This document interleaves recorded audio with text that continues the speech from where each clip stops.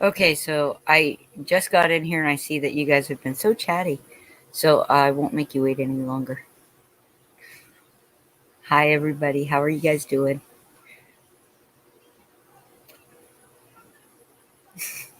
We're still working in the house. So that has been what we've been doing. I'm sorry that we're late, but and I'm probably going to like pop in and out. So somebody may want to come up here.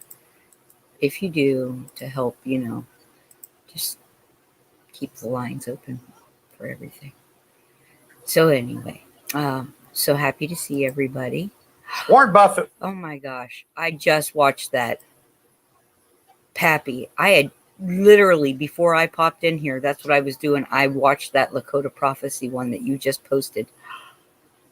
There are no coincidences. Ooh, I just got chills. Okay. Um, that was awesome. I can't believe you posted a link. I was watching it while you were posting that because I saw it once I got over here. That's amazing. Um, so I had the it wasn't really weird. It wasn't a weird dream. I don't think any dreams are weird. Um, I just don't know what it means. But I had this dream. I was in this like lower level of an ancient temple, and I don't think it was dark. I don't remember. I was completely comfortable, and as I'm standing there in this lower level of this ancient temple, these vines come growing in, right? They're just growing in through any opening, and they were like an electric blue, an electric green, and as soon as I woke up, I thought about it was aqua verde. It just popped into my mind. I don't know what that means yet. I haven't looked into it. I know the word aqua stands for blue in several languages. Verde is green or life.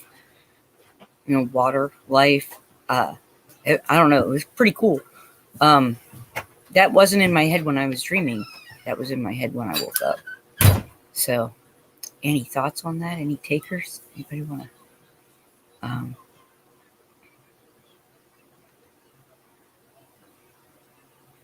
oh yeah, I love Pugs. It's pretty cool. You should watch it. It's only like 2 minutes and 58 seconds. We'll wait for you.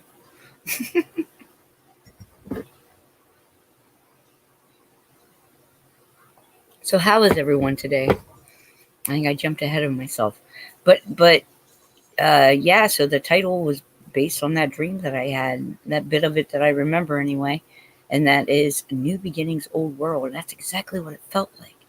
New Beginnings, Old World.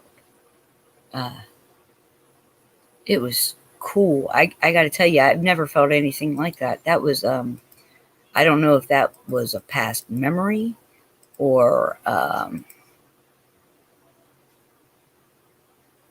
don't know what that was.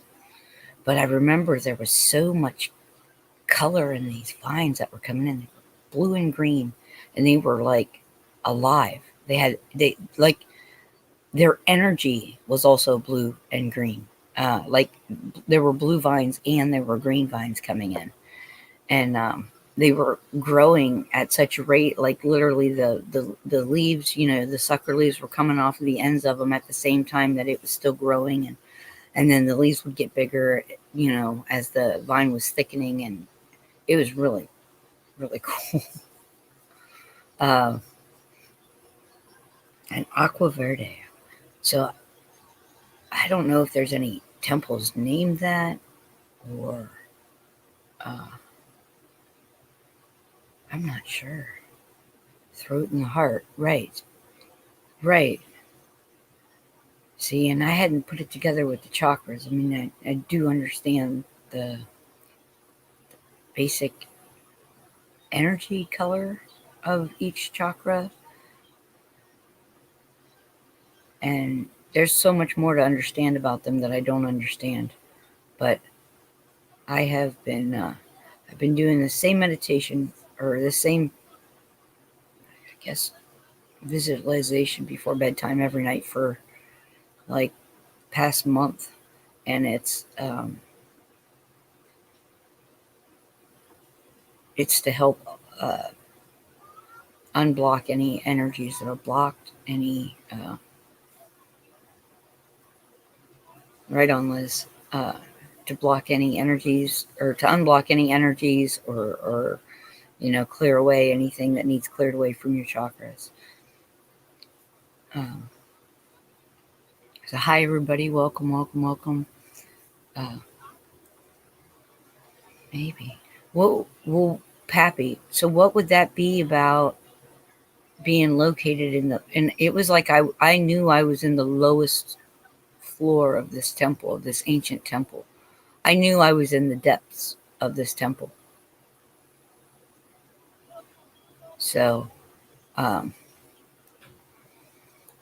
yeah, it was really interesting. I wasn't uncomfortable. It wasn't like there was a darkness or a dampness, that would seep into your bone. It wasn't any of that. It was really interesting. I wasn't uncomfortable. It wasn't like there was a darkness or a dampness.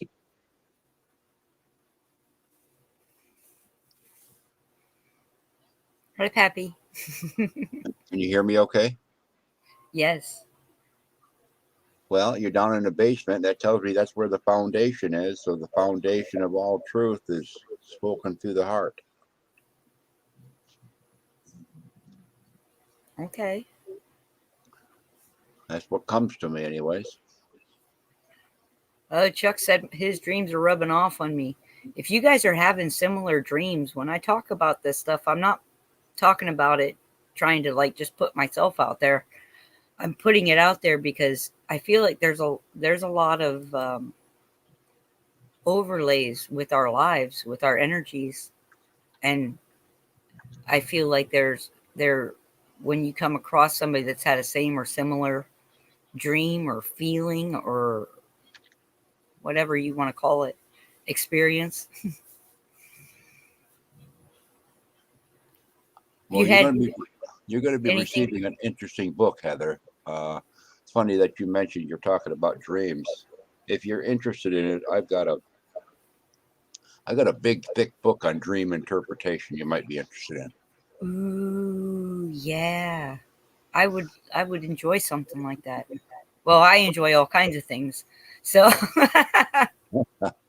Well, I ran across it. I already got it in the box ready to seal. So you're going to be getting bless it. you. Thank you, I'll Pappy. probably get to the post office Friday. I'll get everybody's stuff out Friday. Well, we appreciate that. Thank you so much. I know I'm gonna I want to wrap that one gift of yours for Raina and not let her have it until a special occasion. Oh, But well, I'll she probably already give it to her saw it. before then. Did she already see it? No, Oh, okay. no. And all she knows that you said you were sending a book to her. Oh, okay. She doesn't know what it is. All right, that's cool. I got plenty of books left on my shelf too. Well, books are fantastic. I love books. I like. There's a comfort about reading a book for me, rather than like reading something online to open this vessel, right, that has knowledge, whether fact or fiction, entertainment or whatever. There's something in this that you get to. It's like you open this vessel and you jump right into the you know to the words. It's just I have quite an imagination. Well, the good thing about the written word is that you can interpret it your own way, and everybody gets a little bit something different out of it, and if you read the written word with discernment, and not take it as face value fact, but just something that somebody's putting out there for you to explore, then it can Mhm. become an interesting endeavor. Yeah, those are some of my favorite forests to explore. I love books. I like them because you can refer back to them from time to time, because many times as you get into a lot of these books that have a lot of information, when you go back and read it a second time, you read it with a different understanding than you had the first time, and you can get something a little bit different out of it, or perhaps you find a passage that you hadn't even been attracted to before that now has meaning. Yeah. I literally just opened a book that I haven't opened in at least 18 years. And I was reading through it. I was talking to Robert about it the other day, and I was reading through it, and it got me right back into this book. And I got to a point where there was a section of questions, because the book's about shamanism, and it was about, you really need to be very, very honest with yourself if you're looking into doing self work. You have to be really crude with yourself sometimes and be aware of your misgivings as well as your blessings, right? So I'm reading down through these questions that I answered in the year 2007 or something like that, maybe earlier. I don't know. I think it was 2002 or something. It might have been dated. But I had dated these answers that I gave. And I thought, before I read any more of the answers that I gave, I want to read the questions, and I'm going to answer them again now. And then I'm going to look at how they compare, you know? You just sparked something in me too when you said that about my dream. Remember, Go ahead. about me laying on the thing with the stones around and all the people looking down at me. They calling me the white shaman. I don't know if that makes sense, if it's bullshit in my mind, or was that exactly exist, or And I think there are some dreams that may be past life memories. I don't know that. I don't know. I mean, you would have to really delve into how you felt during that to find out maybe if it was a past life memory, or something that your I am part is trying to tell you, you know?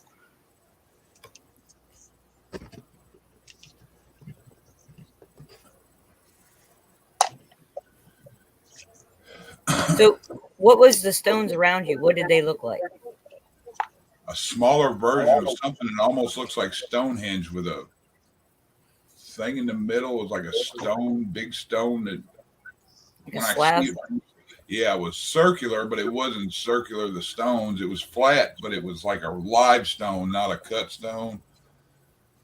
And the stuff around me, but it was like it was offset, like it had the circle, then it had the stones further out, what around it that were in a circle, but they're almost like you connect them in a zigzag pattern. Hmm. Well, maybe you were being shown a different interpretation of things. Did you happen to write that down in a diagram on a paper? No, I just memories, and I've been remembering more about it. But we were talking about it last night after you left. I was listening to my 432 megahertz stuff, and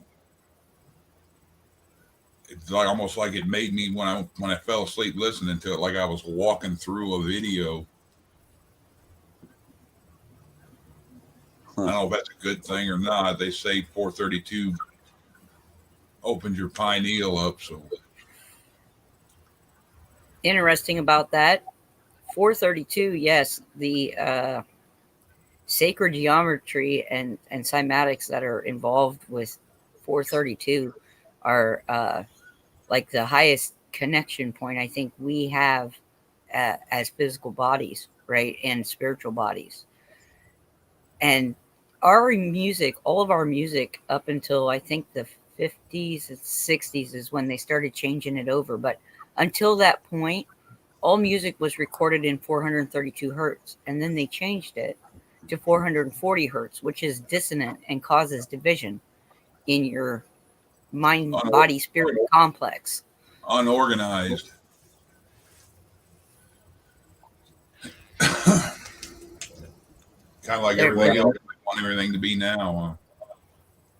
When you listen to those recordings that are recorded at certain frequencies, okay, it's the carrier frequency that we normally start to resonate with. That's usually the background droning or hum or or whatever it is that's within the music that's being played. But I found also that the composition of the instrumentals that are being played can tweak that a little bit, and it seems to fine tune it according to each person that's listening to it. You know, some of them that are 432, I don't resonate with at all, even though the carrier is there. But other ones come through and it awakens something, you know. So there's a lot of those recordings out there.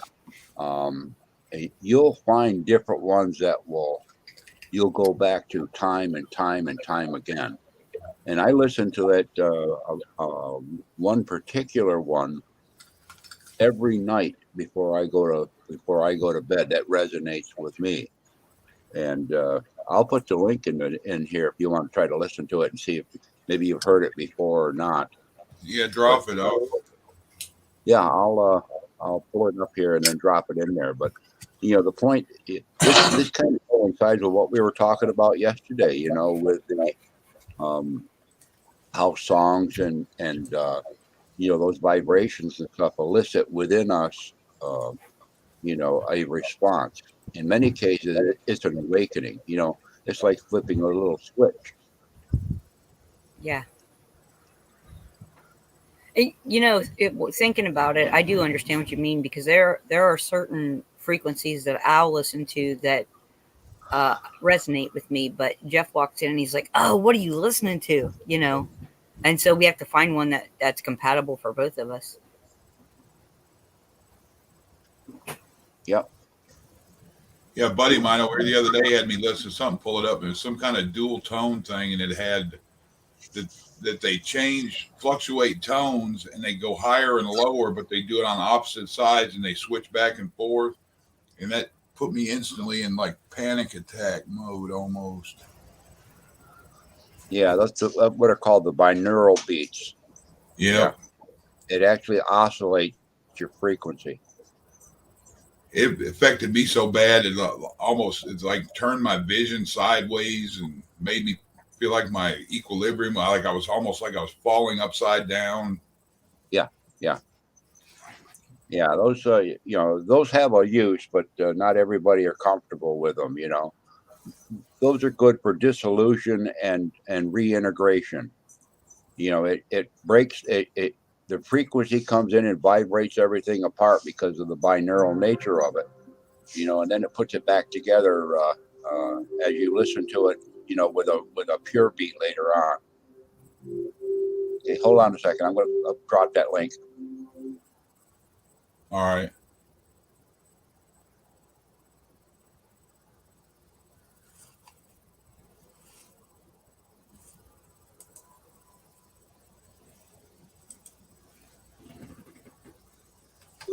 You might be able to hear it actually playing in the background. But here's the I'm going to drop the link in I'll drop it right in the comment section of the video. All right.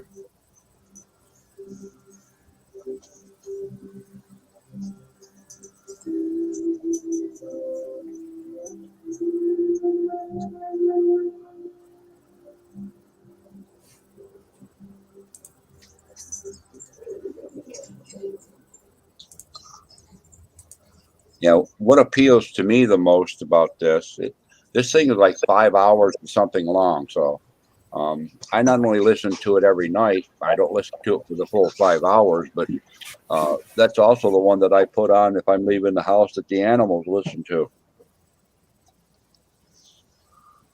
Yeah, I sleep to one. Sounds similar to the one I listen to a lot, and that's, I think, this one. I don't know if you can hear that.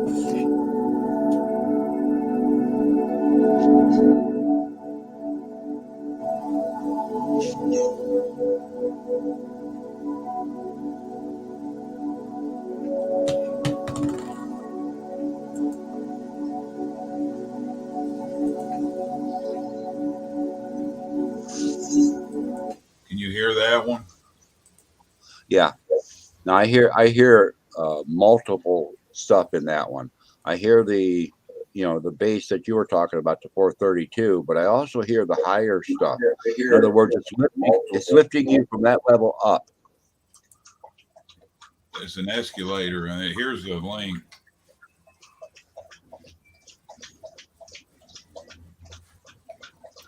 Well, thank you guys for that. Chef, sorry guys. There's no need to be fearful everyone. of the frequency. I mean, frequency, yes, it can do bad things. It can do really, really wonderful, great things too. Frequency does affect us. And if you're unsure about something, first off, how it feels to you is going to tell you if it's right for you or not, right? Yeah. You're going to feel it. So, but if you don't want to just go randomly listen to frequency music to find what's your frequency, you can go look at the study of cymatics, and it'll show you the different visual patterns that come out of these frequencies, which can help you decode. Visual sequencing can help you decode things like that for yourself as well, because you'll resonate with certain things and not resonate with others. Yeah, I usually put it on and I'll listen to 3 or 4 minutes of it, and if it's good for me, then I'll sit back, put my head back, see how it acts, and if I like it so far, then I'll usually try to see if I can sleep with it on. But a lot of them make me because I program myself to go to sleep. It's kind of like, okay, I'm tired, but I can't sleep. Most people they'll be like, oh, I can't go to sleep. Kind of like watching a TV program. I look at it comes to commercial, I close my eyes and be out before the show comes back. That's something I programmed myself to do when I was in school for electronics and stuff, college, because I used to get cramitis, I guess you call it, from tests and all that, and couldn't sleep. So I learned to hypnotize myself. I like to listen to those things with my eyes closed. And what I see it almost looks like clouds or misty sections of color that'll start flowing. And sometimes they'll set up a pattern or whatever. And that usually happens before I'll actually start opening something up, or I'll have, a memory that's elicited, or some kind of new information that comes in as well. But I'm kind of like you. Once I get into that state, I'm not in a waking state very, very long, I'll tell you. I'm more into the mouth open, drooling on the pillow state. Hey, I got to address something real quick here in chat. When we are entering a time where we are learning that we are co-creators and that we can manifest what our thoughts are. So I'm going to give some unasked for advice.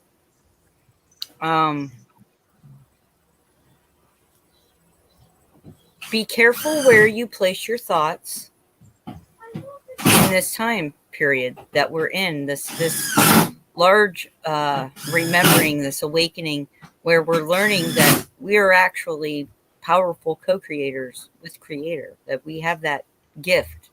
Okay. And so your thoughts are going to greatly influence how our world proceeds. So having said that, you can't unsee some things. So when you tell someone else about something that you've seen that is particularly heinous or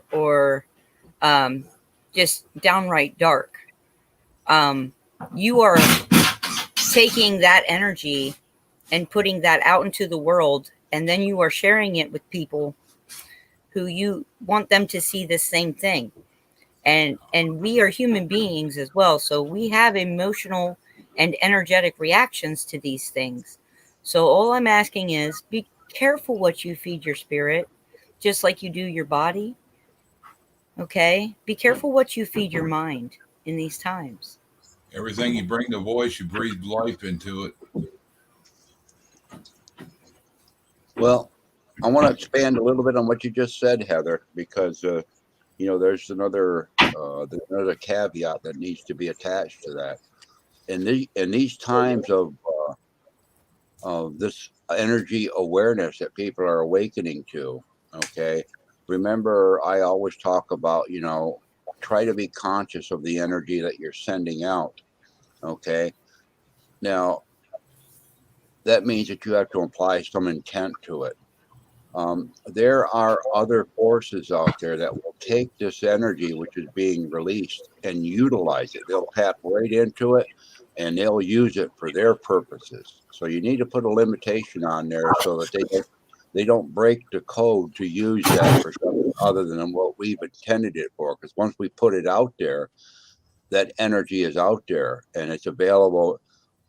We hope to those that we want to send that energy to, but we don't want to inadvertently be putting gas in the gas tank of the enemy tanks, so to speak.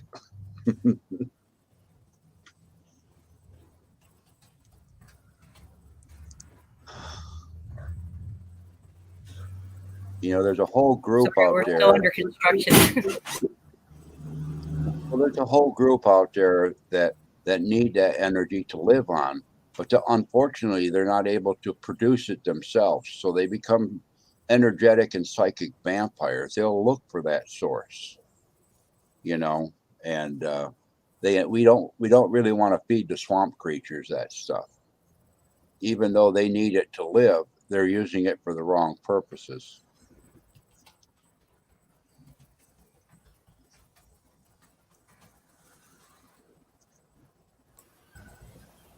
Sorry, I'm trying not to wee everybody's ears.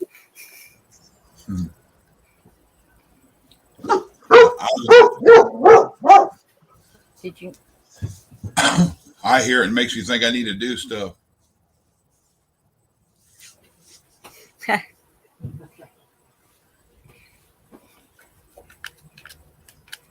Well, we're finishing up this last little part of the one room we've been working on, so we're pretty excited. And thank you, Pappy, for I want to say adding to, but really it was more of a clarification, I think.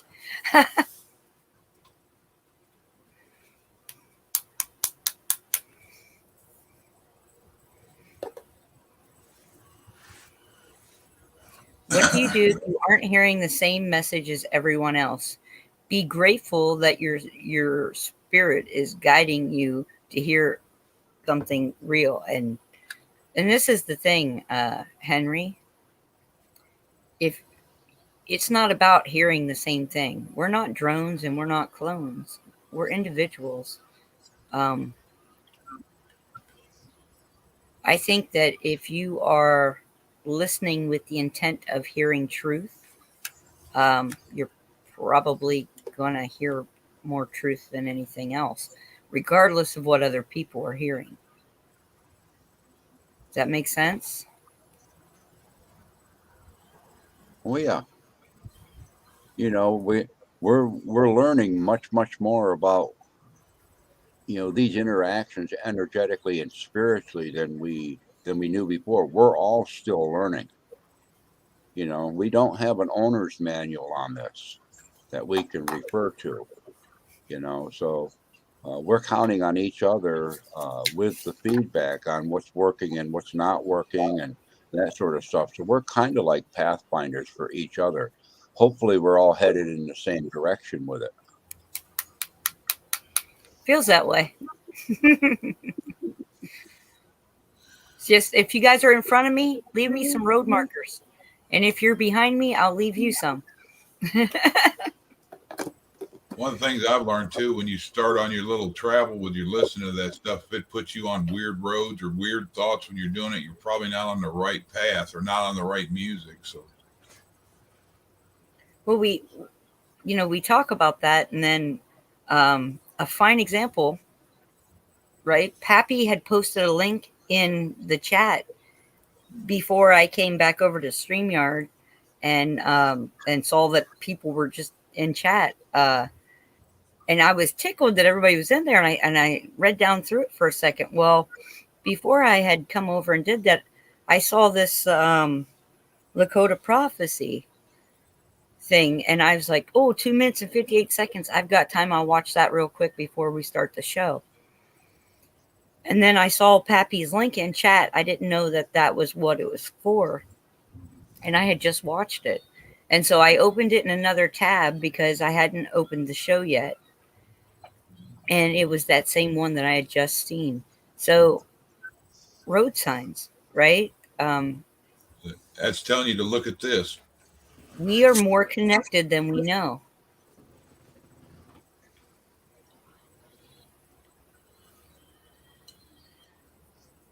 We are much more connected. Yes, Crystal. Well, I you think can it try to. also validates the fact that we are the generation. We are. We're the pivot point. We're right in the center of the teeter-totter. Yeah, I believe we are. We are the middle Sure. pendulum, aren't we? 0 point. Yep. Yeah, my dad used to say, and I kind of understand it now. I used to look at it a different aspect. He'd always say, "This is how life is." His dad say, "You wish in one hand, you shit in the other, and which will fill up first." Yeah. Dad used to say that. And I think it had more meaning than just, okay, you want this. Yeah. It was it's thought and action. You have to find the medium though. And I think that's what a lot of people fail to realize is that there always is a balance. There always is a duality in every bit of nature. There is a living and a dying. There is a constant duality. And if that duality is in balance, then you live harmoniously. And when it is unbalanced, you have things like dis-ease, disease. You have things like that. So we shouldn't strive, I think, maybe for one or the other, but maybe that resonant harmony, that balance. Well, you know, there's room for everyone to be an individual on this pathway of transformation that we're hoping that mankind is going through. Okay. And when you learn new things or you come across new things, you won't know their benefit to you personally until you implement them and then validate what it is, the results that they're producing. You know, then you can make a determination as to whether or not it's something that you can find useful to your highest good. You know, it doesn't mean that it's useless. Okay, it just means that it's not proper for you to use at that time. That's why I always constantly talk about having your gathering basket where you can set things aside. But when you do it, you need to make sure you just label them so that when you pull them back out later on, you know, you kind of know what you're looking at and maybe where it'll fit in the future, you know. But that's what I like about it, because that chance to explore and those sort of things is all well and good, but that greatest gift of having discernment and choice that was given to you, that's where your power is. That's where you take control of co-creation. There is more hope, and the deeper in the depths of chaos you go. So, well, welcome up here, Crystal. Hello. Hello. Good to hear you, hon.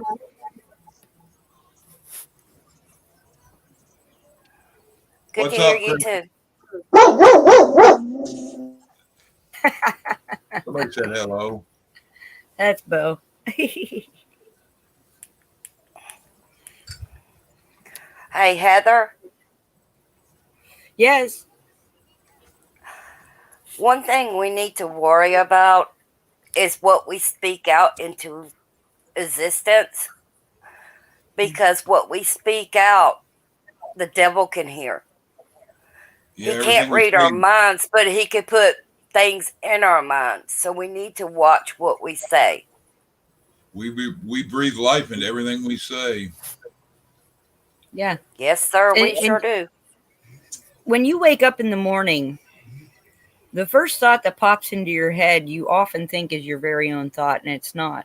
A lot of times it's the thought from the mass connection, of all of us together, because I do believe that while we dream, we are connected, you know. Um, so in the morning, if you wake up with a terrible thought because everybody had nightmares last night, you have a choice. You can accept that thought and go with that for your day, or you can reject that thought and say, what else is available? And I was watching the gentleman that Robert had posted in chat a little bit ago, Michael Lee Hill, this morning, and he had said that, and it seemed very profound to me that we know we have free will, but do we know how to use our free will? A lot of times we forget just how many choices we make in a day, and we don't give conscious thought to most of them because we are so acclimated to running with whatever we've woken up with that we don't even make that choice. Well, Heather, there's a lot of times things go through people's head that they don't even listen to. People could say stuff around them and it goes through one ear and out the other. It does not connect. We have gotten to the point where stuff around us are just overlooked because you're so busy in your life. You have no room to try to look at other people's life, even though you should. Yeah. All of our work is going to start with ourselves, because until we fix each of us individually, we're not going to be able to connect wholly to anyone else, right? That old adage about having to love yourself before you can love another, there's a lot of truth in that. There's a reason that a lot of marriages fail. And a lot of it has to do with how we are taught to love ourselves or not love ourselves, to shame ourselves, all the different things that we do to our physical vehicle through our ego, that we are taught to live through. And it's as a society, it's as a whole. It's nobody's fault. It's not your parents' fault. It's not their parents' fault. It's nobody's fault. We have to stop looking to place blame and start looking to receive responsibility for our own choices, even the bad ones, and then move forward from there. Because once we come to terms with our own choices, once we can sit with our own darkness, then we can move into our own light. Does that make sense to you? Yep. Everything we bring into our temple stays there. You got to forgive yourself too before you can forgive others. And that's part of loving yourself. Look, Mm-hmm. if we all know that the Creator has gifted us with a piece of Creator, that we have the gift of the breath of the Creator inside of each and every one of us, and we all know that, right? We all know that. We all have that. That is the part we need to love from, and that is the part we need to love, period. Like, there is your unconditional love. There is your selflessness. That is the part that we should be living from, rather than the egoic mind, which places restrictions and labels and all these other things on us that we grow into, that we're taught into, all the well, you're not good enough for this, or you don't look enough like a Barbie doll to do that, or any of those little things that we've picked up through our lives that have been taught into us. Okay. And it's everywhere. You're not going to escape it because it is everywhere. It is leached into our society. So we have to come to grips with the choices that we make regarding those things and ourselves.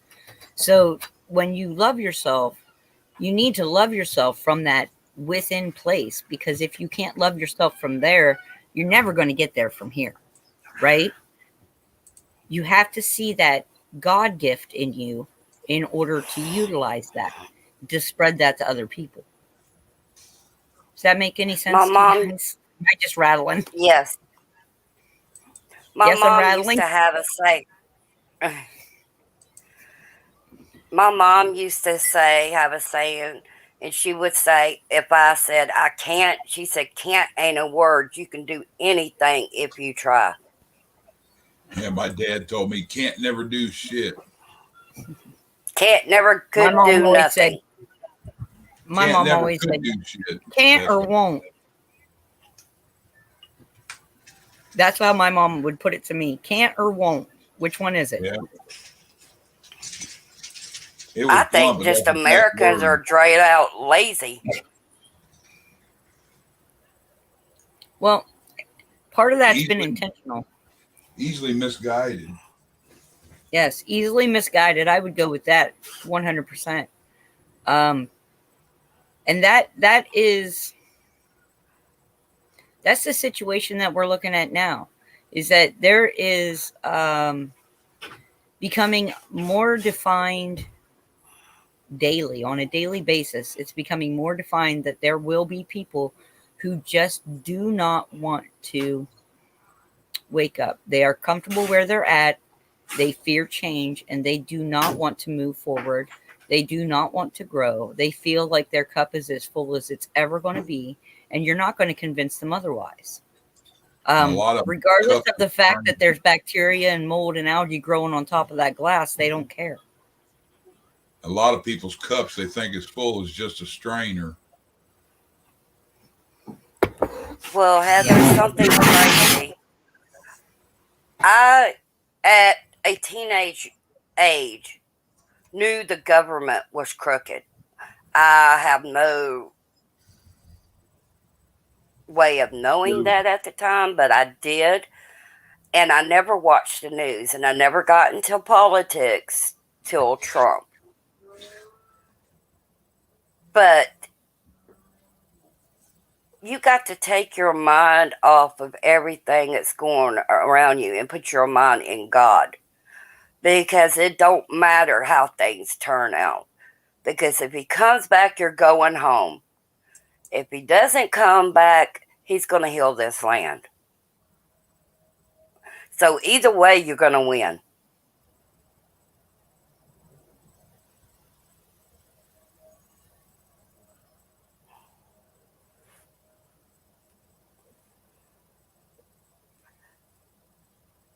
You got a fart?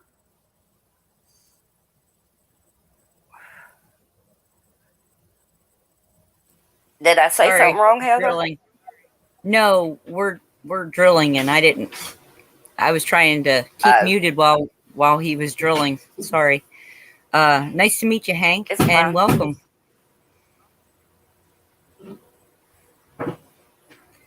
Yeah, Shep, that's right. That's what they were taught. They've been in that cycle. They're really comfortable there, and they don't want to leave. And we're going to find people that are like that along this journey. You're going to find people. You remember the old adage, there's a reason and a season for every person that comes into your life. There's a reason and a season. There's a reason, a lesson maybe you needed to learn or they needed to learn from you unbeknownst to you. There is a season. People will come and go throughout your entire life, and they will be there for one thing or another. It could be your lesson, it could be their lesson, it could be somebody across the world's lesson, and we don't even know it. This is how we help each other. This is how we as a species do what we do. Hey, And Raina. a lot of times people aren't even aware of this, and so we tend to carry these hurts and pains and grudges, and pretty soon we'll be bent over old people in our 20s from all the ugliness that we're carrying, and we'll have a humpback, because that is the nature of fungus.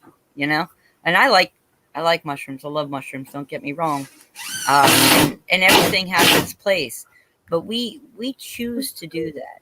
So we are taught as a society to hold on to a lot of those bad things, whether it's intentional or not. Our parents teach us that, um, our society teaches that, schools teach us that, and it's gotten to be almost an epidemic of a bunch of bent over old people carrying all this junk on their back because they don't want to let go of it, right? You become a hoarder of those emotions in a sense, and those emotions weigh you down with everyone that you add to the pile. So when you are living from a place of love, though, when you can live from that place of love inside, it frees up your back because you have to be upright for that love light to shine. You have to be upright for that love light to shine. And sometimes it requires you to do a whole bunch of disrobing of all that junk you're carrying on your back. And that's not always easy, but it's well worth the time you need to take to do it, to clean off the junk. So I'm going to let somebody else take this over. He's about to really ramp up.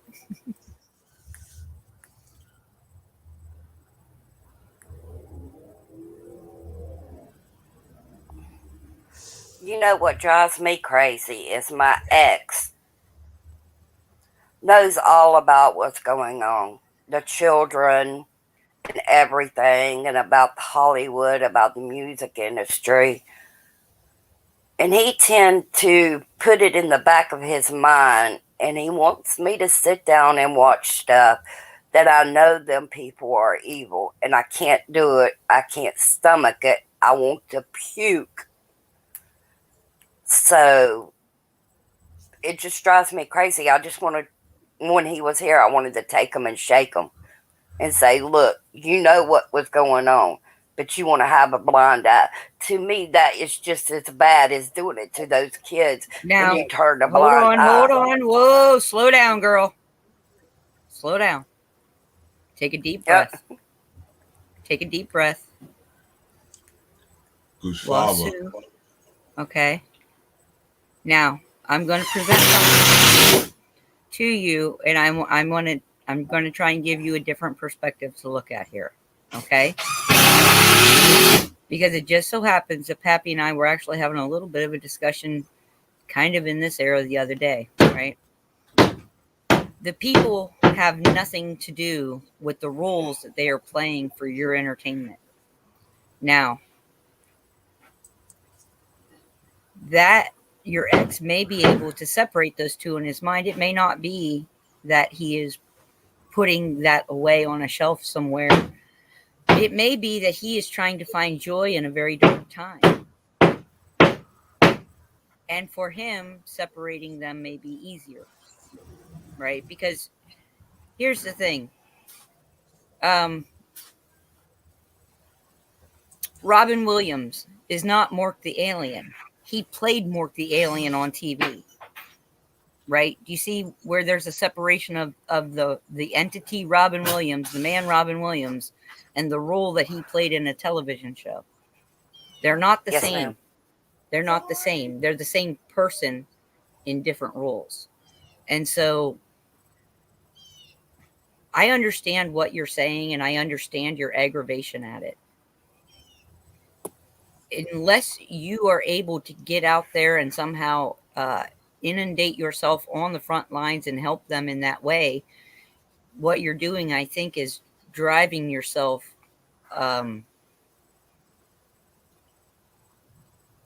you're holding on to the anger of that situation. And not to say that that's not righteous, okay? It is. I understand. I am a mother. I do understand. But I can't live in that feeling. What I can do, what I am capable of, is prayer and sending out energy to any of them, any of them that need it, anyone that needs it. That is what I do, because that is what I can do. Do you see what I'm saying? This all of it is a symptom. Just like you get a rash, the doctor treats the symptoms. He doesn't treat the cause of the rash. Say you got a rash from a peanut allergy. He's going to give you a cream to take care of the rash on your skin, and he's not going to do the allergy test to find out if you're allergic to something, if that's what caused the rash. He's only going to treat the rash. Do you see what I'm saying here? Yes, ma'am. That's the surface. The rash is just the your body's reaction to what's really going on. In the same manner, that vileness is a symptom of what is really going on in our society. And you're going to find that we're splitting into groups, I think, of those who are reaching for the spiritual, who are thirsting for it and hungering for it and going towards it. And then you're going to find that the other group is going to be more wrapped up in all the surface stuff, loving to live in the drama, needing the emotional highs and lows of the what's going on in other people's lives than to do their own work. That is the looking out instead of the looking in. Do you see what I'm saying? Yes, ma'am. I never looked at it that way. I am a spiritual person, and I am trying to live right. That's one of the reasons me and him split up, is because I want to do what the Lord wants me to. And I asked the Lord, if you want him in my life, let it be so. And if you don't, take him away. So he left. I feel that it's time for me and God's time together, and not have a man in my life to distract me. Does that sound weird?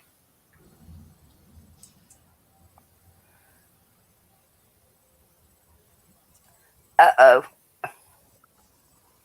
No, we're all listening to you, Crystal.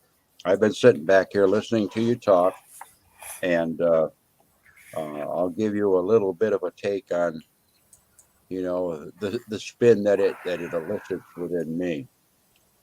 Sometimes when we give up our sincere prayers and stuff, we give them up with the caveats that you just did. If I'm supposed to be alone, then let it be so. If I'm supposed to spend it with him, then let it be so.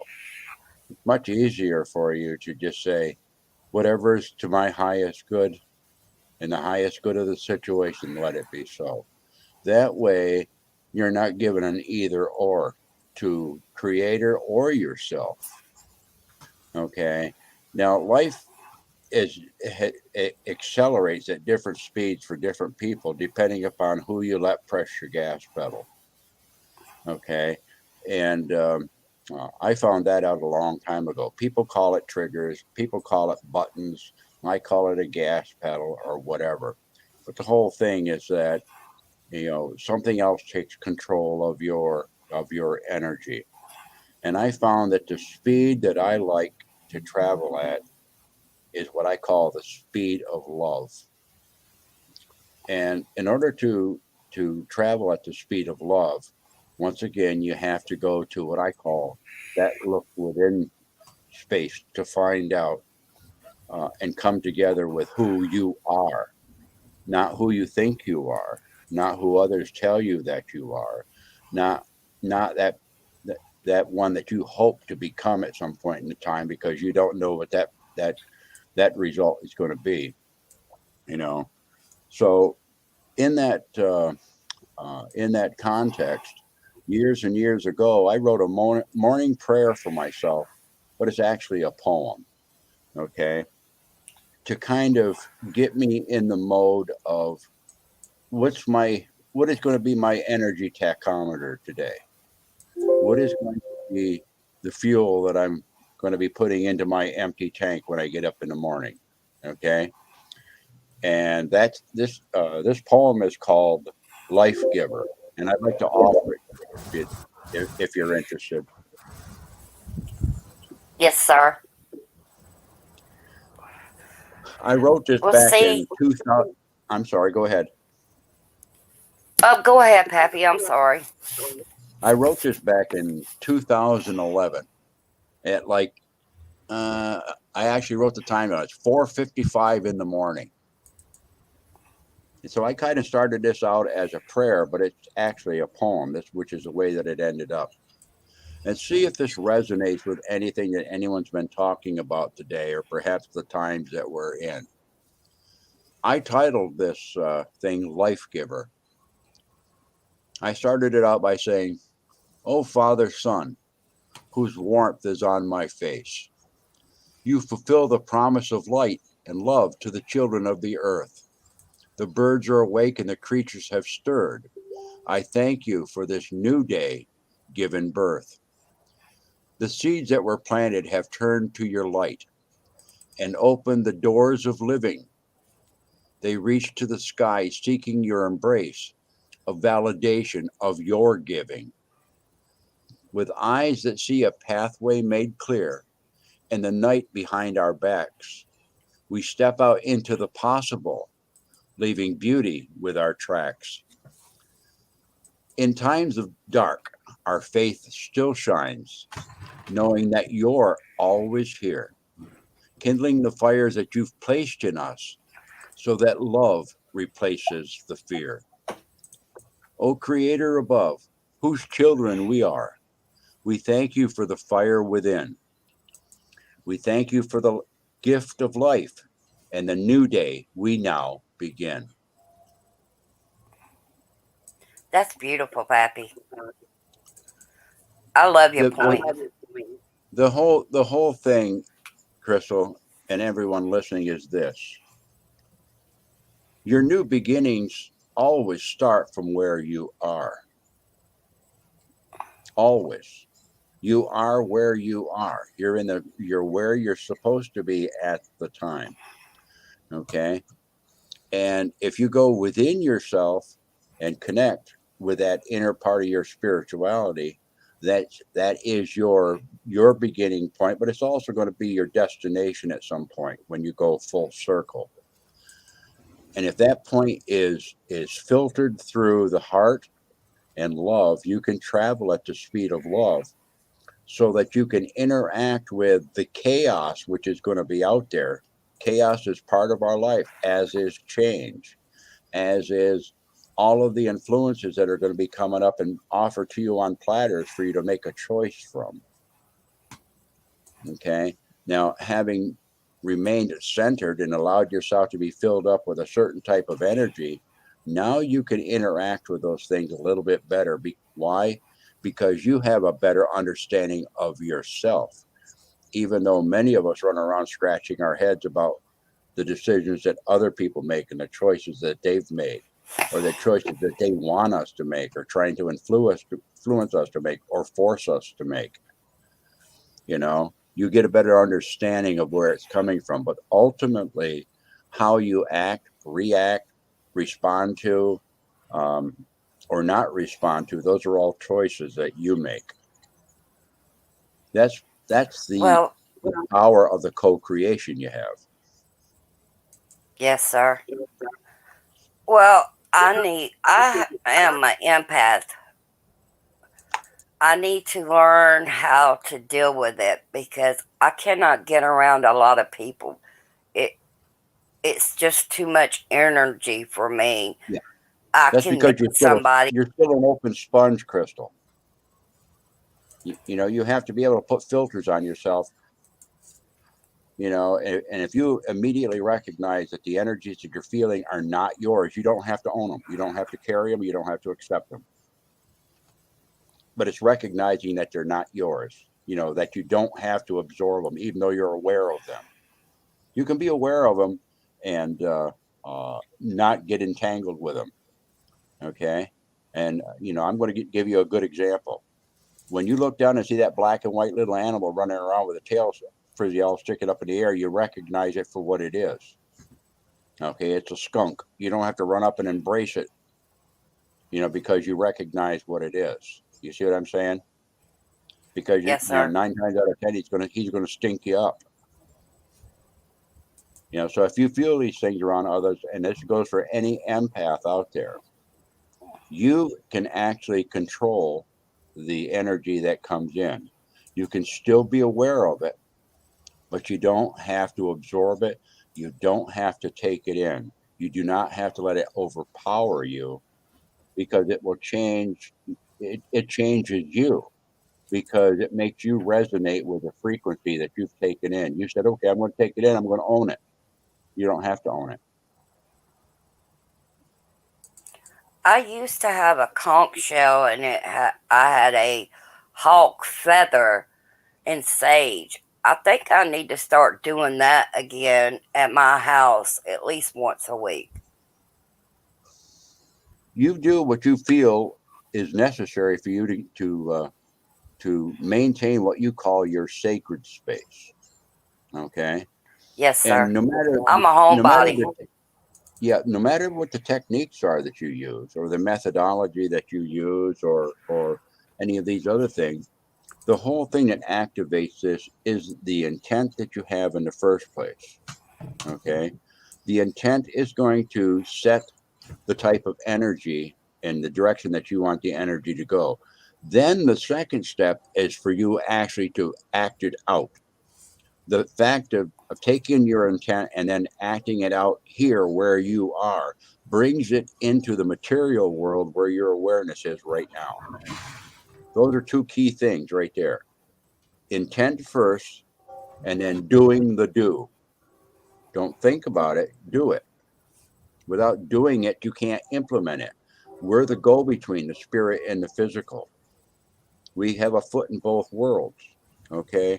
But those feet move one in front of the other. Okay. So we take what we learn from spirit and get the help that we got from spirit, and we move the material foot forward and walk it into the world that we live in. So whatever technique that works for you, Crystal, it's the intent that you put with it that gives it its medicine, that gives it its power, because you put that energy out there and it allows Creator to work with it. Yes, sir. I love listening. You're so knowledgeable. You're awesome, Pappy. Not saying the rest of it, you not. He just puts it into a way where it kind of dumbs it down where I can understand it. Crystal, if you look through all the different names in this chat right here, okay, and a lot of the other chats too that I've seen you in, even though they're on different platforms and they have different subject matter that they're talking about, every one of them in their own way is quite knowledgeable about something that perhaps we know nothing about. Okay, we're all pieces of the puzzle. When you get around pieces of the puzzle that fit with your puzzle piece, we can get together and make a small portion of the great larger picture. That's why we feel so good when we're around those puzzle pieces that we interlock with. Okay, but just, we don't discount the other puzzle pieces out there, because sometimes in a beautiful picture there needs to be areas of darkness and shadow as well, in order to give it the dimension that we need for a full understanding. But within the type of chat that you're in right now, if you look at these names that you see in the comment section over here, every one of those people out there, I know, I can look at their name, I can look at their face, and I can say to them, I see you. Well, I've never been the one to step into anybody else's shoes because my shoes are big enough. And I've never been the one to judge anybody, because the only person that has the right to judge is our Creator. I'm a very loving and compassionate person, and I try to put that out there to other people. Mm-hmm. Yep, I love that. It's like, judge not unless ye be judged. Yes, sir. That's a good point. But you also have to understand and be realist. You have to be realistic. We can put out love and all that sort of stuff, but that does not mean that other people out there are capable of returning the same thing. or even wanting to return the same thing, or even know what we're attempting to do. Okay. They're not within the same reality that you are. So expect that, you It's will like sometimes even though you recoil from some of the actions or reactions that you can get from somebody, and your intents were of the highest. And, with this technology, it's wonderful. Today, you can sit there and talk back and forth face to face, but when you're trying to put it into words in so many symbols or so many little characters before You it's cut breaking up, off, Happy? oh, I'm sorry. Sometimes things break up in the communication.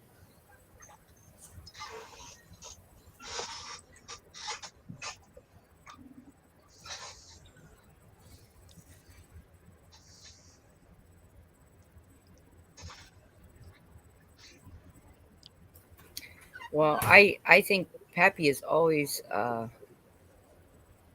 had such a. Oh, we lost her. Pappy, you have such uh, wisdom with your knowledge. You've lived your life where you have applied the things that you have learned, and I think that shows a lot for most of us. We resonate with that because that is something that most of us as human beings aspire to be able to do. Right? Is to apply the lessons that we've learned. Well, look, I'm gonna say this. This is what works for me.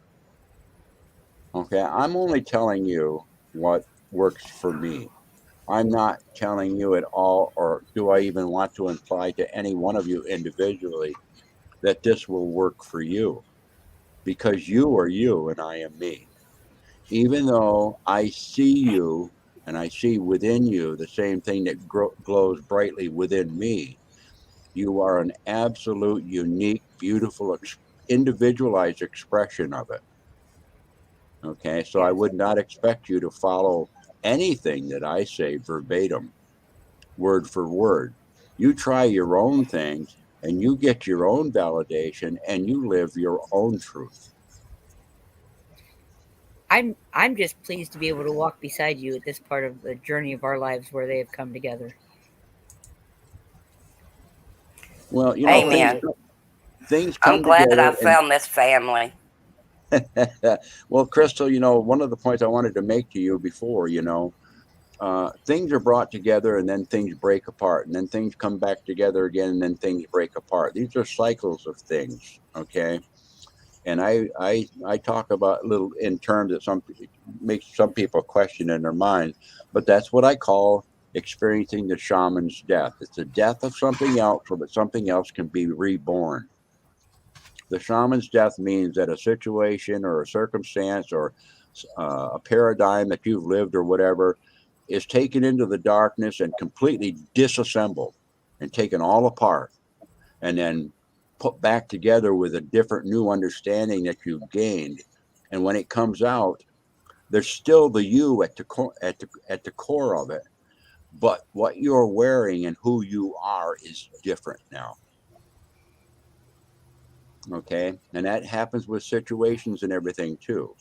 Sometimes we get into relationships that will last 3, 4, 5, 6, 7 years. Okay, and then they break apart and people go their own way.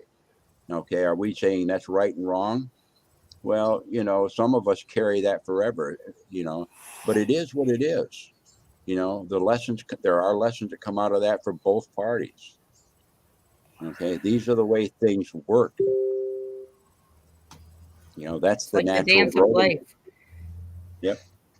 You come together and then you come apart and then you come together again. Since Um, I've gotten older, it seems like everything makes more sense than it used to. hmm Yeah. Well, if we had a great big social, and I told everybody here and everybody in chat, okay, everybody bring a dish to pass so everybody can share. So there would be all kinds of different foods there. Okay. You might have somebody making the same thing, but it will be a different recipe. Now, if you Exactly. tell people, look, we're going to have another social next month, I want you to bring a dish to pass. Okay. and you tell them, don't bring the same dish, bring another dish that you know. And this is the way gatherings are. Everybody brings a dish to pass. Everybody eats from that which has been provided.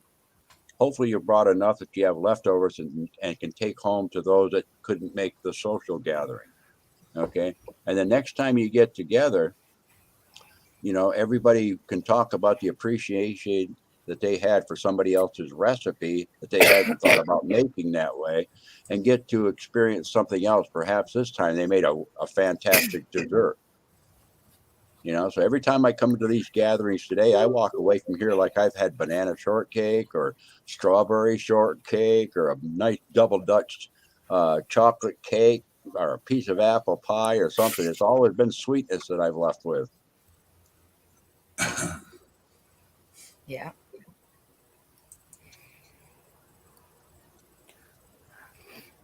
Yeah, that's the beauty of that. That was when we did the barbecue. We really wanted it to be a potluck. We wanted everyone to bring a dish, bring something. And to me, that speaks of the older ways of community helping each other as well, of sharing, of really becoming, you know, um, a stronger community together, right? Um, Well, if I think people did that, there wouldn't be any shortages, would there? There wouldn't be any no, hunger. There wouldn't be any widows that were trying to fend for their children and take care of their children best they can. There would be others there helping them. yeah. Pappy, do People you are afraid believe? to. Oops, go ahead, sir. No. I was just going to say, people are afraid to step into something else.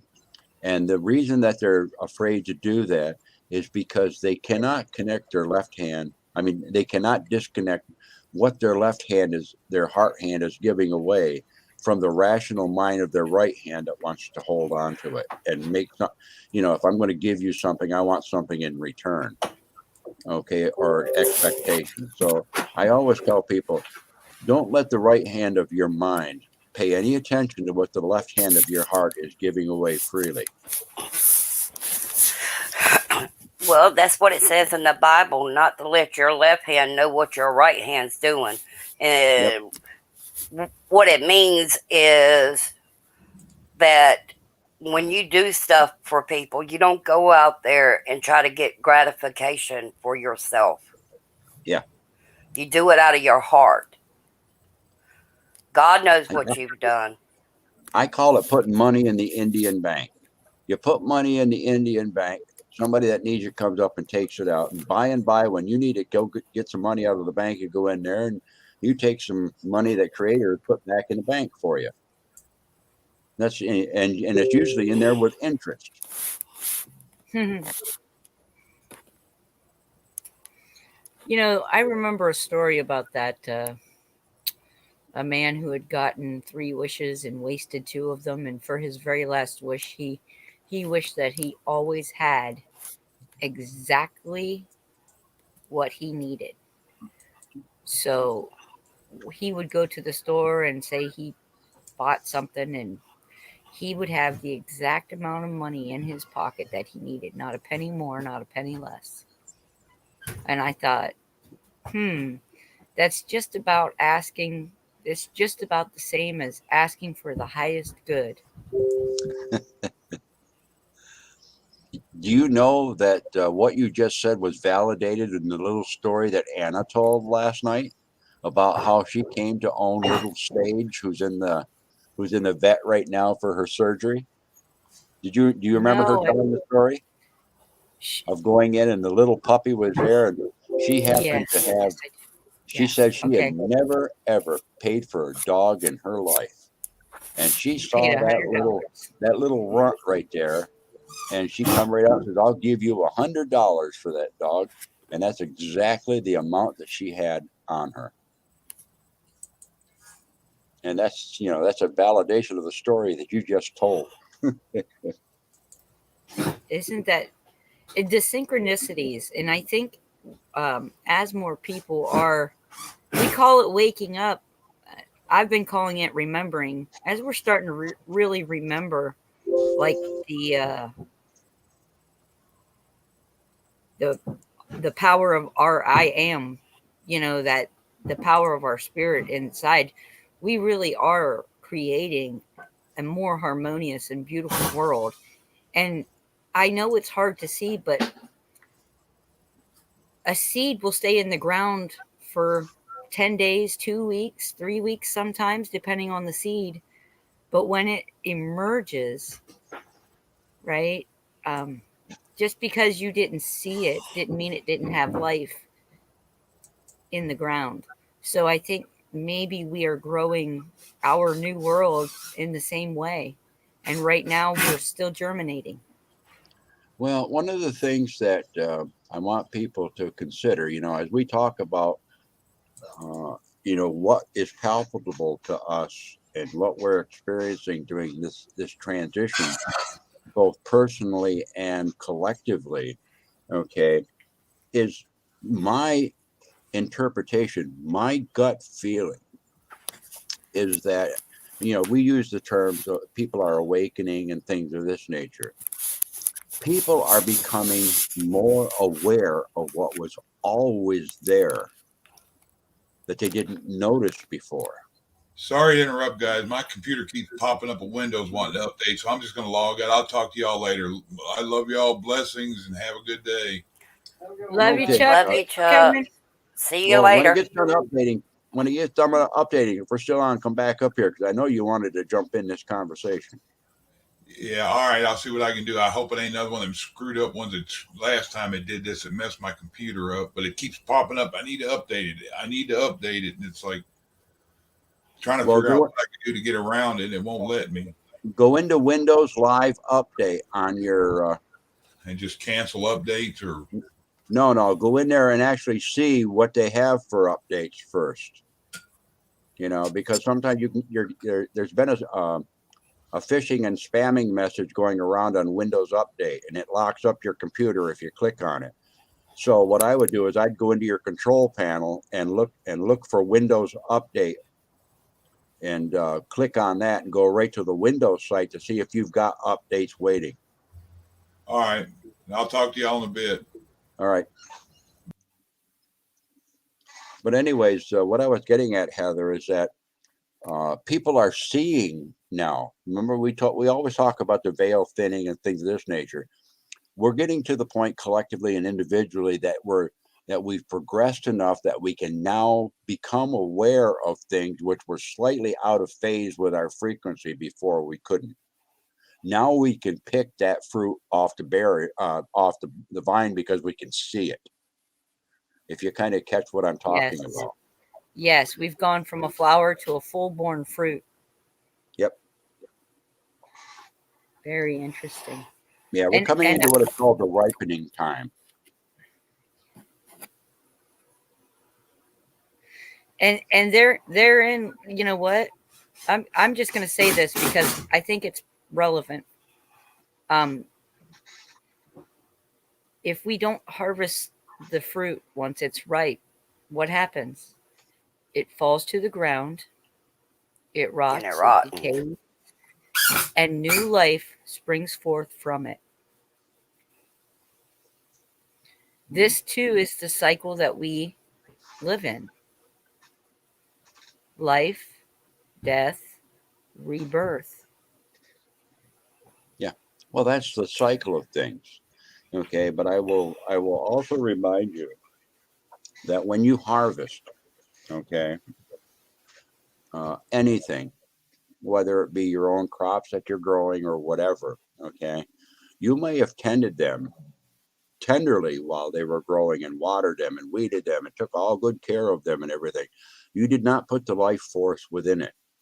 Okay, so the first fruits that come off there, should be first fruits of thanksgiving, so that what you give can return. So that was a native way of the first part of the harvest was called spirit food, and it was given away back to spirit as a thank you.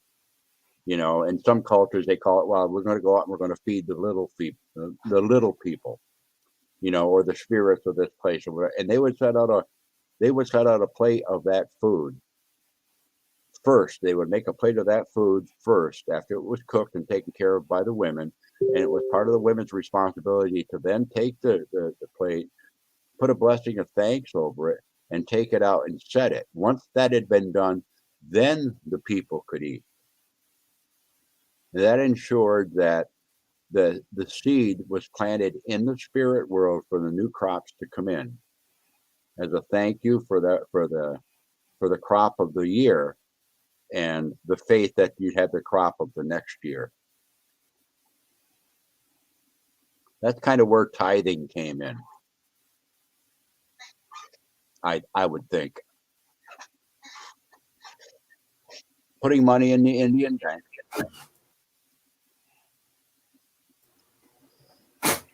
Yeah, give freely and it will be returned freely. Love unbiasedly and it will be returned unbiasedly. What is He it said that he Jeff would give Riddle? you 100-fold. I can't. What is it that Jeff Riddle says? He says, "I can only keep it by giving it away." Yeah. You cannot add gifts that are coming to you and waiting for you when your pockets are already full. And if you've saved everything in your pockets, and you get down in there and you got nothing but a whole bunch of pocket lint and old keys and everything else that you've kept in your pocket, instead of moving that stuff along like it was supposed to, you don't have room for anything. When you give away, you're creating motion, okay? And you send something out, and it creates a vacuum to pull something in.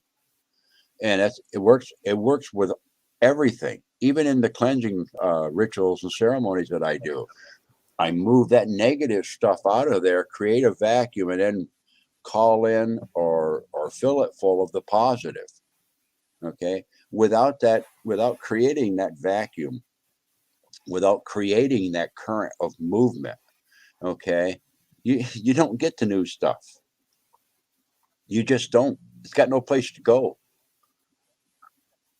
It goes around you, it goes over you, it goes under you, it goes to somebody else that has a need for it. Yeah. Yeah. Well, Pappy, my preacher used to tell us there's no U-Haul behind no hearse. You can't take nothing but your soul with you. That's right. That's right. We're made up of the products of the earth, the food we eat, the water we drink, the minerals that we take in, and everything, and we go back to earth. Everything that we own that's material comes from the same place. We don't take it with us. Not needed in the spirit world. You know what I'm saying? So it only really has meaning here. It has no meaning there. We came into the world naked and unable to fend for ourselves, and we're going to leave the same way. That's the circle of things. I doubt I used seriously. to. Do you really think St. Peter's going to let you in up there riding that big old Harley that you've loved all those years? You're going to tell you to park that thing outside. It makes too much noise to bring inside.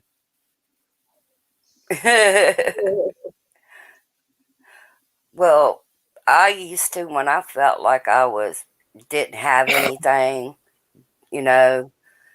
and feel just really bad, I would go ride around other places that's worse than where I was at. And then it made me feel grateful for what I did have. Mm-hmm. Yep. As long as I have the basics, I'm okay. Well, here's a good one.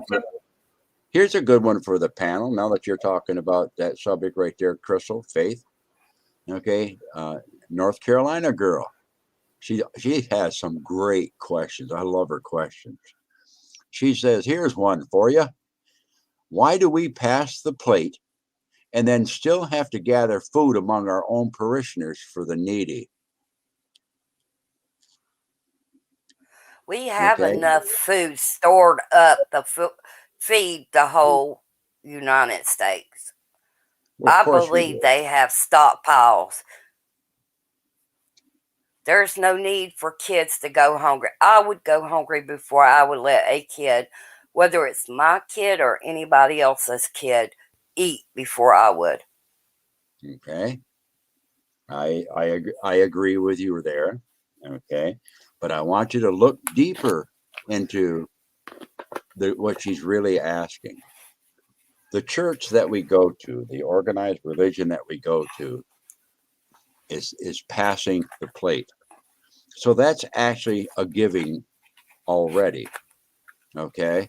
So they put that money in the plate, that symbol of worth, if you will. They put that money in the plate to go to the one passing the plate.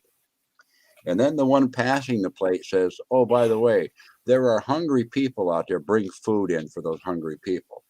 And so the question arises in people's mind is perhaps there was enough food money put into the plate to help those that you are telling us need food out there.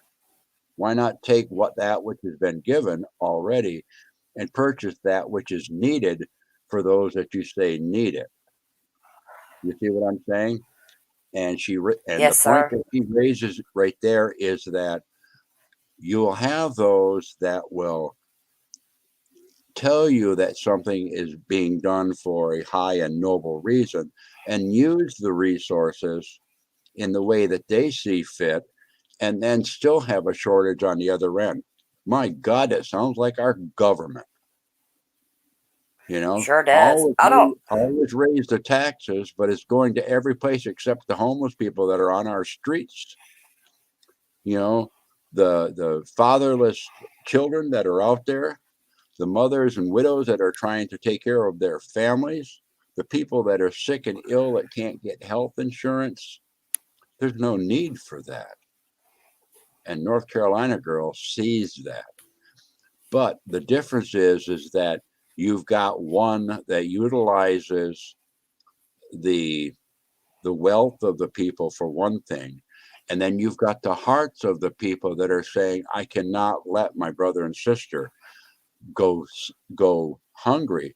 Therefore, even though I know I've given this money and it's gone to wherever, okay, I still feel that I need in my heart to feed my brother and sister. So yes, I'm going to go and I'm going to feed my brother and sister with a canned goods or collect food for them or whatever. Okay. We know that the world that we live in, that which is Caesar's, Caesar's going to take. That which is of the spirit and of the heart, that is where your true expenditure is taking place. That is the money that you have sent back to Creator through the actions of your heart. Okay. North Carolina Girl realizes it in the question that she asks. This is the world that we live in. They're going to take from us. They're going to use us. You know, we're a commodity. Okay.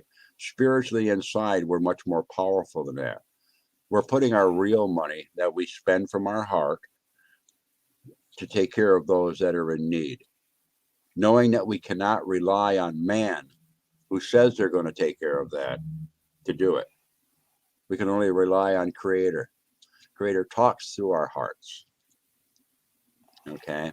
Perhaps next time when they pass the plate, you know, we might be hesitant about putting in the amount that we put in last time.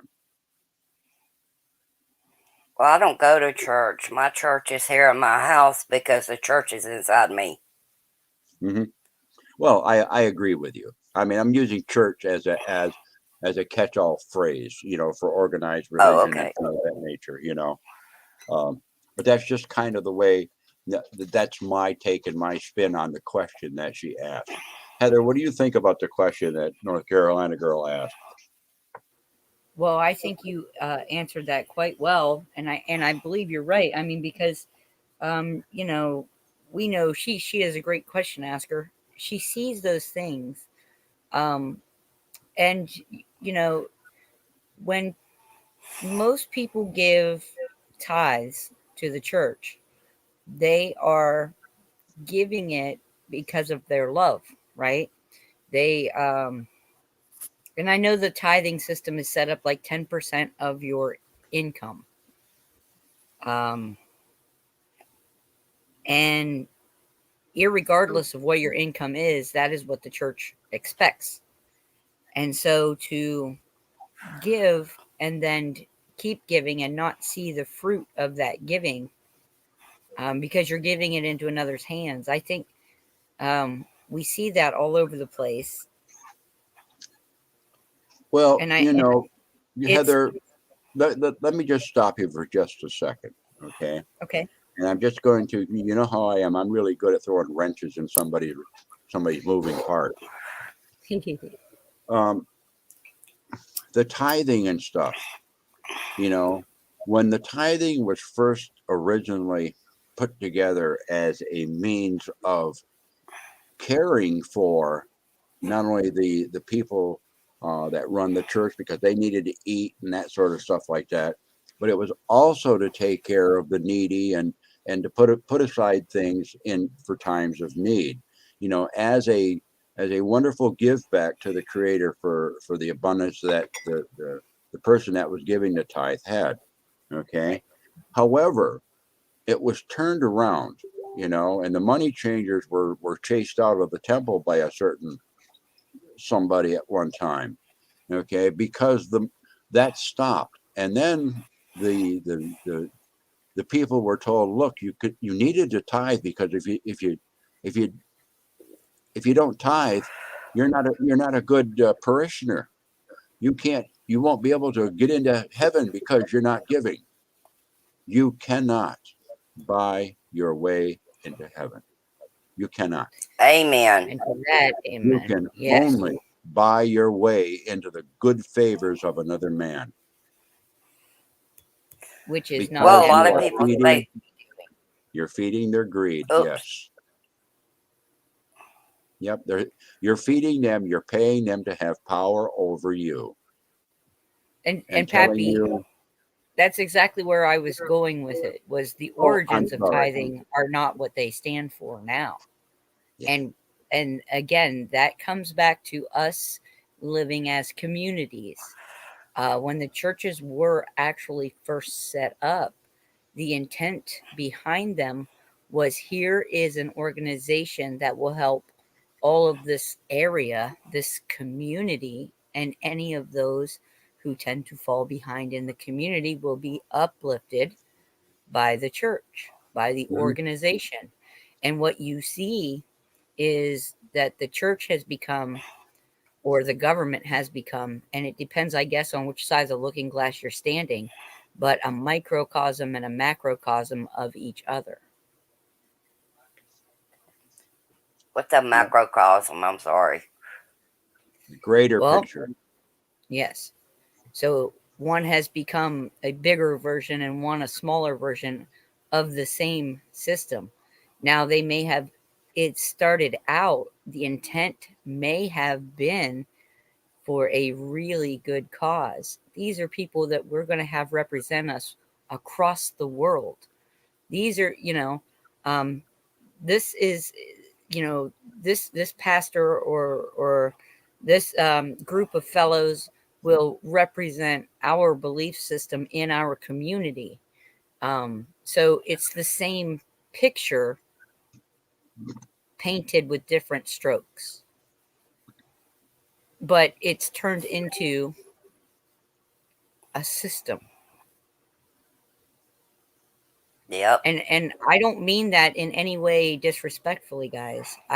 What I mean to say is that while the original intent of these things were good, they're now, they've turned it, they've stolen it, they've used it for their own means and said, well, this makes you a bad person though if you don't follow it, because the original intent was this. So they lie to you to get you to shame yourself, because no one can do that to you but you. And if you think about it, there is not another human being that has power over you unless you give it to them. Yep, we've seen it time and time and time again. And it started, well before the century that we're in now. If you stop and think about kingdoms and that sort of stuff, and as the wealth of the people was coming in, those that were in power built grander and grander places to live and had finer clothes and all of these sort of things, while the people were still out there basically where they were.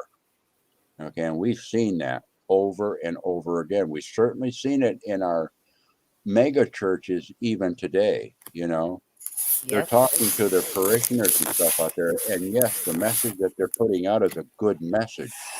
Okay, the message that they're putting out has great sweetness in it, but the message that they're putting out has a stink around it when they're sending it out, because the people are seeing they're driving $80,000 cars, and they're talking to me, and they're wearing a $600 suit, and they're spending $200 a week for hairdressers and everything else.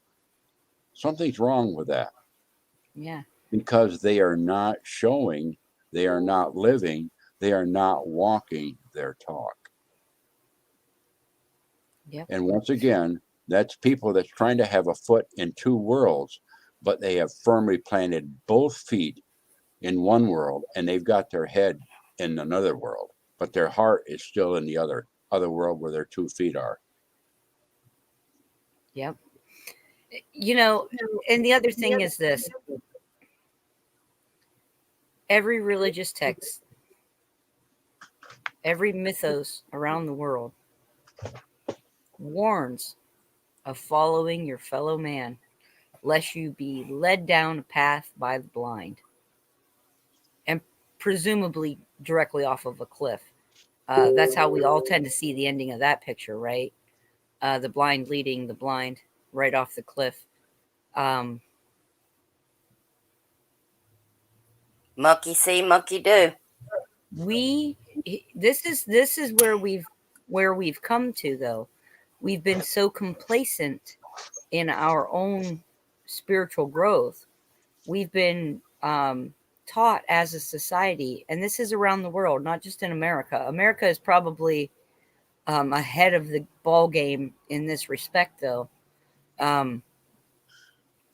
That we've been taught to how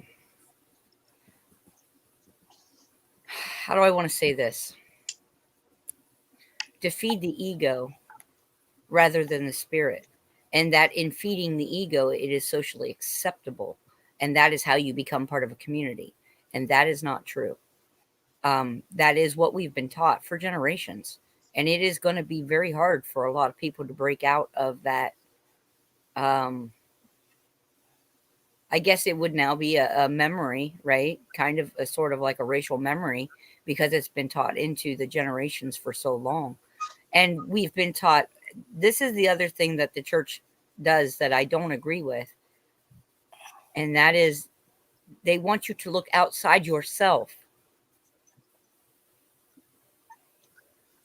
for God inside yourself. And that can never happen. That is a paradox. That is welcome to the Twilight Zone moment, where you say, wait a minute.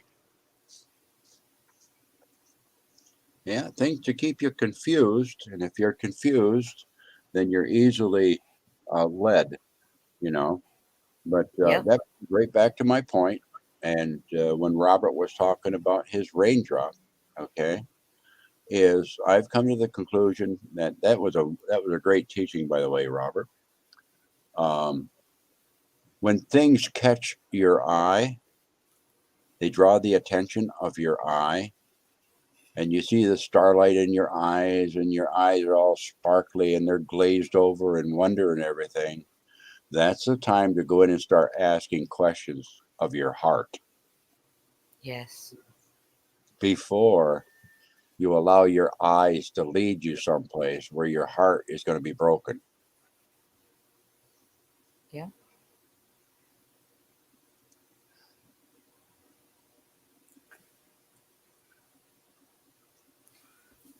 Bye, Yeah, Lisa. I think there is much to be said on any of these topics, but there's even much more to be discerned. And you guys know I'm a talker, but there are days when I prefer to sit back and listen. Um, Yeah. and there are a lot of times here lately where the need to listen has been overwhelming, and I don't want to talk, and I will mute myself, not just for background noises or whatever, but so that I am not tempted to not hear the full message. Uh, because I'll do that. My mind will get going. And you remember, Pappy, I said the other day I was listening, but I was hearing things that weren't being said, right? My husband said one thing, and he said exactly what he meant.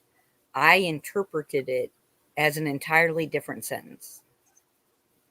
And that was a key point for me to sit down and use both my ears and stop using my one mouth. And I thought, My dad. wow. And I told him that. I told him, honey, I'm so sorry. It's not that I didn't hear you. I heard you, I listened, and I interpreted something else completely. So I'm really sorry for that, because that led me to an expectation that wasn't there to begin with. Right. And it's those realizations, though, that we need to pay attention to. It seems like such a small, trivial thing, but it's vital when your spirit is telling you to stop and listen, to stop and smell the roses, to stop and look at this from another angle, right? If you ever get that, that's not trivial. I think that's vital. That's how we grow. That's one of your little thorn pricks to let you know you're getting really close to the ripe raspberries. Uh, but you got to go through the briars to get them, you know? Mm-hmm. So My dad had a. Oops, sorry. you're fine. Go ahead. My dad had a saying: if you'll sit down and listen instead of run your mouth, you'll learn a lot more. Yeah. We've all heard that our whole lives, and we've all brushed it off like a speck of dust on our shirt or a stray hair Yep. that's gone out of place. And each and every one of us, at some point in our lives, has brushed that off as unimportant because we knew more. And it's amazing that the older you get and the more you reflect, and you know, we are in that season of reflection now. The more you reflect, the more knowledge you gain. And it was like, wow, I can't believe I thought I knew this, that, and the other, right?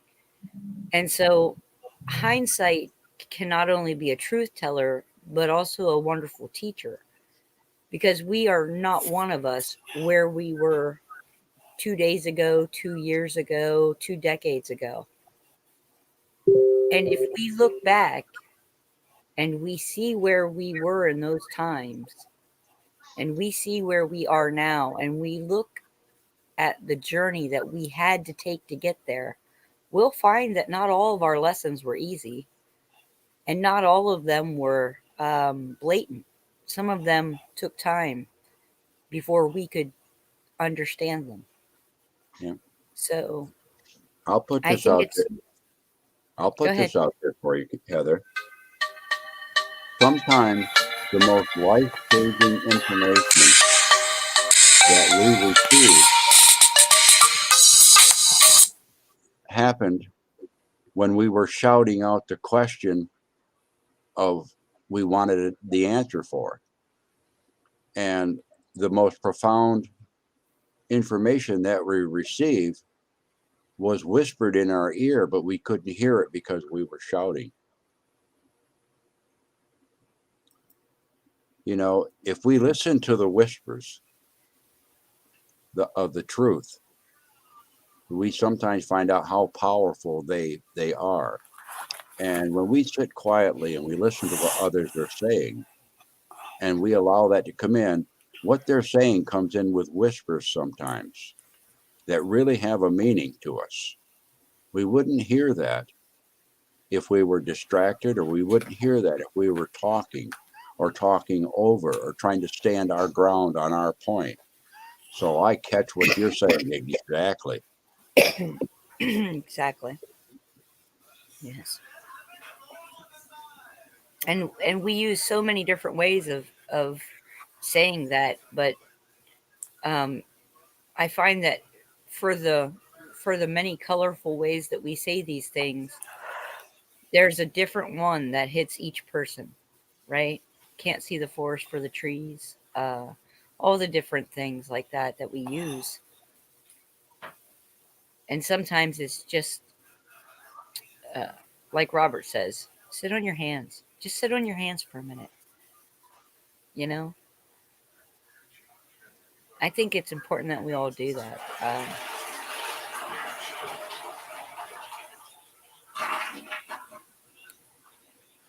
I guess don't know. I just another go term we ahead. could use is put a cork in it. Put a cork in it. Yeah, there you go. Shut your pie hole. Oh, yeah.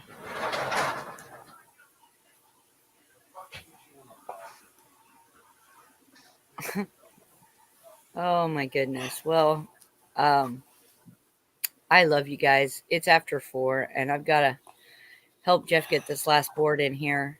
And if you guys want, I can leave the stream up if you want to keep chatting. But I've got to step away. Well, I need to get busy I gotta too. go do dishes. All right, then. I will say I love you all. And Pappy, do you have any final words, or Crystal, that you guys want to share? Crystal, go ahead, dear. I just want to say that I love every one of you, and y'all have a good day. And I know I'll catch you on another channel. Thank you, Heather, Absolutely. for letting me come in and talk. Love you, Absolutely. Pappy. All of you are welcome up here. Even you new ones that come in, you are welcome up here. And we do like to talk about things a lot differently than a lot of people do. So all we ask is that we don't attack each other, we respect each other, and that we openly share our viewpoints. Because we have some new people, and I just wanted to welcome them and let them know that as well. Go ahead, Pappy. My final word would be this. If we all envision ourselves standing on that great spider web, and we're standing we're all standing on strands. Remember, some of us have been on strands a little longer than others, and we've learned to run across them with good balance and agility and everything else. Okay. Others are just coming on the strand or are unsteady on the strand. So don't shake the strand too much. Okay. Always be there to offer a helping hand, a steadying hand for those that are around you that are exploring new ways. Okay. Lock hands with each other, and you can bridge the gaps if a strand happens to break. We all have that power. Okay. We're all part of it. Okay. And go out there and take good energy, fill yourself full of it to the point that you're overflowing, and spill it on somebody else and say, oops, sorry. Have a good day, everybody. Love you. I love you all. I don't have any wise words. We will leave them rest with Pappy today, and we will see you all back here, uh, same time, same channel tomorrow. Love you, love and light. And if you ever need to reach out, don't ever be afraid to reach out. There is always someone with a hand to help steady you, no matter where you are.